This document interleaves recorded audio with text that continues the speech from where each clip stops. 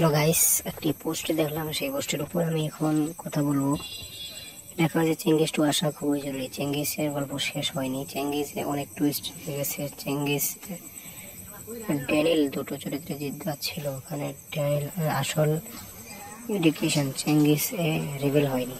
তার সাথে চেঙ্গিসের শেষে দেখিয়েছিল যে মেয়েটা চেঙ্গিসের মামা রোহিত স্যারের থেকে চেঙ্গিসের লাইফ স্টোরি শুনছে, সেই মেয়েটার সাথে চেঙ্গিসের যোগাযোগ আছে, এরকম কিছু লক্ষ্য রেখেছে। চেঙ্গিস শেষ হয়েছিল চেঙ্গিস টু এলে ড্যানিয়েলকে কোনো পুলিশ অফিসার হিসেবে রিপ্রেজেন্ট করা যাবে, সাথে তার স্ত্রী চরিত্রে মিমি বা ইধিকাকে রেখে কমার্শিয়াল টাচ নেওয়া যাবে। সেখানে চেঙ্গিসের স্ত্রীর চরিত্রের সত্যিতার সাথে চেঙ্গিস আর ড্যানিয়েলের ফাইট, চেস সিকোয়েন্স, অ্যাকশন দেখিয়ে মাস কমার্শিয়াল সিনেমা হিসেবে রিপ্রেজেন্ট করা যাবে। চেঙ্গিস টুর যেখানে জিত ভার্সেস জিত হবে। চেঙ্গিস টু আসা শুধু জিত ভক্তদের জন্যই না, বাংলা সিনেমার মাস কমার্শিয়াল অ্যাকশন সিনেমার ধারার পক্ষে উপকারী।